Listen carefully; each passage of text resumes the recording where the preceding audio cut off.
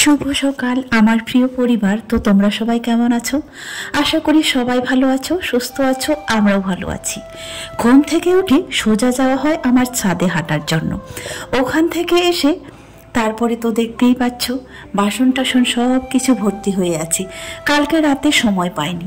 রাতের বেলাও সেম প্রতিদিন হাঁটতে যাই, তখন আর এসে যেন মন চায় না। তো দেখতেই পেলে বেসিনটা ভর্তি হয়ে আছে, আরও কত কাজবাজ সব কিছু এখন কমপ্লিট করব।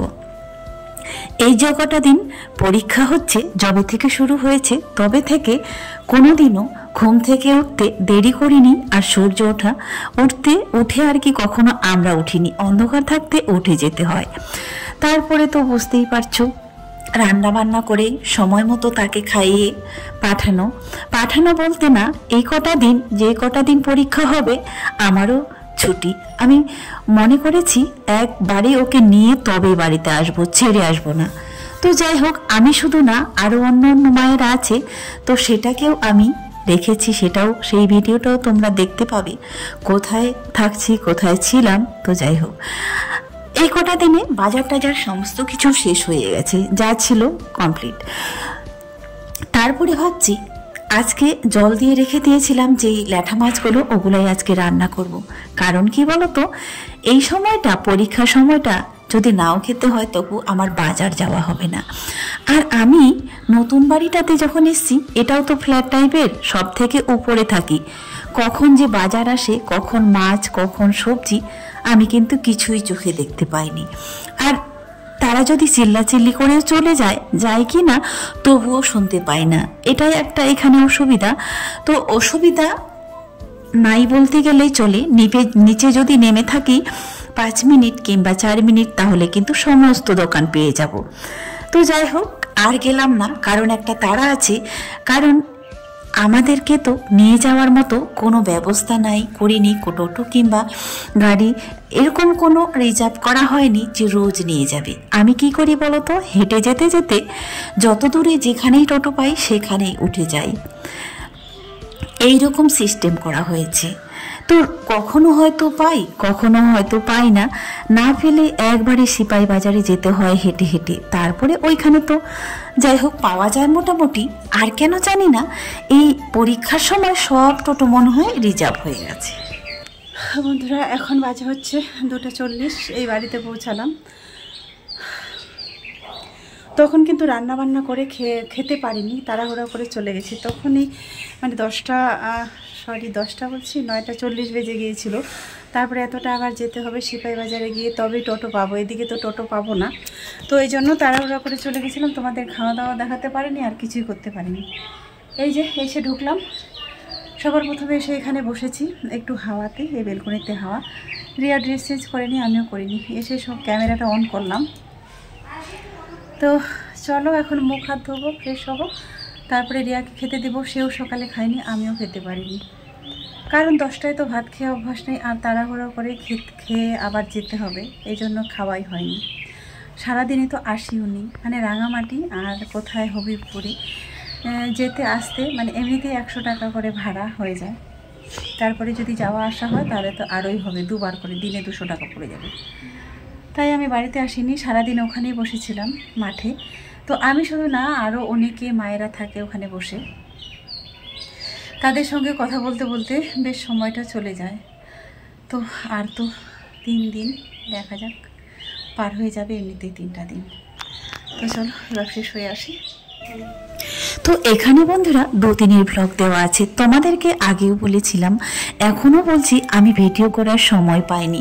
তো যাই হোক, সব মিলিয়ে একটা দিলাম। তারপরের দিন সকালে ঘুম থেকে উঠে স্নান কমপ্লিট। আজকে হচ্ছে সকাল সকাল স্নান করে নিলাম, কারণ একটু আগে তো করতে হবে, পরে একটু আগে বলছি একটু পরে। তো ঘুম থেকে উঠে গিয়েছিলাম ছাদে হাঁটতে, আর হাঁটতে হাঁটতে এত গরম লেগে গেল, আর হাঁটলে তো ঘাম দিয়ে দেয় শরীরে। তো ভাবলাম আচ্ছা স্নানটা করে নিই, স্নান করে তারপরে একবারে রান্নাঘরে যাব। রোজ তো দেরি হয়ে যায়, আর রান্না করে স্নান করি। আজকে না হয় স্নানটা করি, রান্না করে এদিকে চুলটাও শুকনো হবে, আর আমার রান্নাবান্নাও হয়ে যাবে। 8টা বাজে, এখনও মাঝামাঝি সমস্ত কিছু হয়ে গেছে। এখন শুধু রান্নাঘরে যাব আর রান্না করব। রিয়া তো উঠে পড়তে বসেছে, ওর প্রচুর জ্বর। আর আজ এই যে বাইরেটা দেখো, তো স্নান যেহেতু কমপ্লিট হয়ে গেছে আমার, এবার যাবো রান্না করে। রিয়া শুধু ঘুম থেকে উঠে এখানে দাঁড়ালো। আর কাল রাতে আমাদের এখানে প্রচুর বৃষ্টি হয়েছে। তো আজকেও মনে হয় সেরকমই হবে। আর আমি যে সারাদিনে যে যাই ওখানে যে বসে থাকি, তো এত রোদ আর রাস্তার পাশে তো রাঙামাটি ব্রিজের নিচে, আর এত ধুলা বালি পড়ে পড়ে মাথাটা একদম চিটচিটে হয়ে গেছিলো, তাই শ্যাম্পু করে নিলাম সকাল সকাল। তো চলো এবার রান্না। তো রাতে যেহেতু প্রচুর বৃষ্টি হয়েছে, সকালবেলা ওখানে দাঁড়িয়ে দেখলাম তো যাই হোক সব কিছু ভেজা ভেজা আছে, আর আজকে একটু ঠান্ডা ঠান্ডা ভাব করছে। তো এইদিকে রান্নাও বসিয়ে দিয়েছি, আর বাকি যে টুকটাক কাজ আছে সেটাও চলছে। আমি শুধু করি দেখছি আর রান্না করছি। তো যাই হোক এত সকাল সকাল যদিও খায় না, কিন্তু যতটুকুই খায় ততটুকুই। আসবো তো একবারে 2টোর মধ্যে, আর আমিও তো সেখানে সারাদিন বসে থাকি। 2টোর মধ্যে, সরি ভুল বললাম, 2টোই তো তাদের ছুটি। আমাদের ওখান থেকে আসতে আসতে 2:30 3টা বেজে যায়।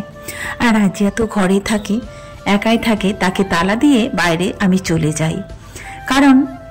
কারণ কিছুই না, ও এমনিতেও বাইরে যাবে না। তো ওই বলে, মা তুমি তালা দিয়ে চলে যাও, তাহলে হয়তো কেউ ডাকাডাকি করবে না, আসলেও ঘুরে চলে যাবে। তো যাই হোক চলো, দেখতে দেখতে রান্না বান্না শেষের দিকে। আজকে বলছি যে আজকে কলার তরকারি রান্না করব। কালকে তো মাছটা করেছিলাম, আর আজকে করব কলার তরকারি। তো আমার জন্য কলার তরকারি, আর রিয়ার জন্য নিয়ে এসেছি একটু মাংস বলতে সেটাও ফোনে আনা হয়নি, রাজিয়া গিয়েছিল আনতে। তো যেহেতু আজকে আরও 3টে পরীক্ষা আছে, শেষের দিকে না, আরও এরপরে আরও 3টা আছে। তো যাই হোক আমার জন্য কলার তরকারি, আর ওর জন্য একটু মাংস করে দেব। এখন হয়তো খাবে না, কিন্তু এসে তো খাবে। আমি তো ওকে নিয়ে ঢুকি, তাই না?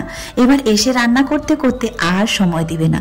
সকালে যাওয়ার সময় খিদে পায় না, কিন্তু এসে কিন্তু তার প্রচুর খিদে পায়, তখন তো দিতেই হবে। তাই ভাবলাম না খাবে নাই খাবে, রান্না করে রেখে দিয়ে চলে যাব।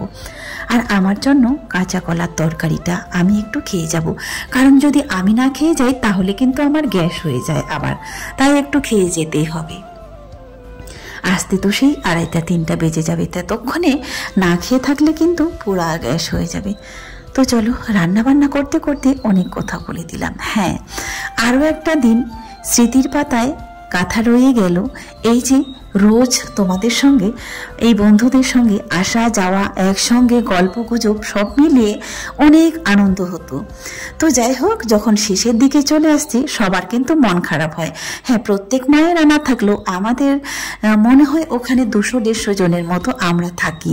তো যাই হোক, এক একজনে এক এক দিনে রোজ খাবার নিয়ে যেত। আর আমি বলতে বলতে আমার বলাও হয়ে গেছিল, আমার যে সুগার, আমি কিন্তু মিষ্টি কিছু খাবো না। তো যাই হোক, এমন একটা দিন, হ্যাঁ এমন একটা ক্ষণ এলো, এত বন্ধু বান্ধব পেয়ে গেলাম, তো আর যেন বলার ভাষা সাজে না। তো যাই হোক, আমি যখন বলেছিলাম আমার সুগার, তারপরের দিনে কিন্তু আমার সুগার ফ্রি খাবার নিয়ে এসেছিল। তো যাই হোক, সবাই রোজ রোজ অত খাবার, অত কথা, অত গল্প, সেগুলো তো কখনোই ভোলার মতো নয়। তাই আমি আরও একটা আমার ভিডিওতে স্মৃতি করে কথাগুলো কিংবা তাদেরকে রেখে দিলাম। তো সবাই বলছিল মন খারাপ হবে, আর হয়তো কখনো দেখা হবে না, এটাই লাস্ট পরীক্ষা, তারপরে দেখা যাক আরও যদি দেখা হয় কোনো দিনও, তো সবার নাম্বারগুলা আর সবাইকে এইভাবে স্মৃতি করে রেখে দেব। মাঝে মাঝে হয়তো দেখা হবে, আর হয়তো এমনি হয়তো দেখা হবে না, ভিডিওতে তো দেখা হবে, ফোনে তো কথা হবে। আসলে আমরা যখন এক একটা জায়গায় যাই, এক একজনের সঙ্গে দেখা হলে কিন্তু অতি সহজে বন্ধুত্বটা করে নিই। বন্ধুরা, স্কুল থেকে আসার পরে আর ক্যামেরায় আসতে পারিনি, আর তখন তোমাদেরকে খাওয়া দাওয়াও কিছুই দেখাতে পারিনি। আর তখন তো তাড়াহুড়া করে যেতে হয়, সময় চলে যাবে বলে। আর হেঁটে হেঁটে যেহেতু এটা যেতে হয়, এই দিকটা হেঁটে হেঁটে যেতে হয় সিপাহী বাজারে গিয়ে, তখনই ওইখানে গিয়ে টোটো ধরি।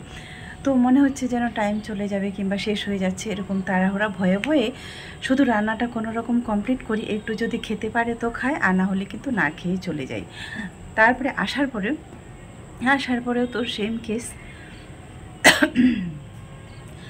আসার পরে তাড়াহুড়া করে এসেও আবার হয়তো আমরা সিপাহী বাজার চকে নেমে যাই, ওখান থেকে আবার এটা হেঁটে হেঁটে আসতে হয়, আবার ওই দিকটা অতটা হেঁটে হেঁটে আসতে হয়। আস্তে আস্তে ক্লান্ত হয়ে যায়, মানে মুখ হাত ধুয়ে একটু খেয়ে এত খারাপ লাগে, একটু রেস্ট নিই। আর রেস্ট নিতে নিতে ওই ঘুম চলে আসে, ঘুমিয়ে যাই।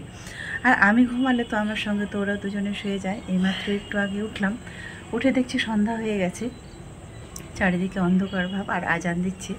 তো এখনও দেখো ড্রেসটাও চেঞ্জ করিনি, ওইভাবে শুয়ে গেছিলাম। এখন হচ্ছে ড্রেসটা চেঞ্জ করব, মুখ হাত ধোবো, তারপরে তো মাঝামাঝি সমস্ত কাজ তো আছেই, সেগুলো এখন কমপ্লিট করব। রাজিও শুয়ে ঘুমাচ্ছে, সে উঠেনি। তো চলো এখনকার মতো শেষ করছি।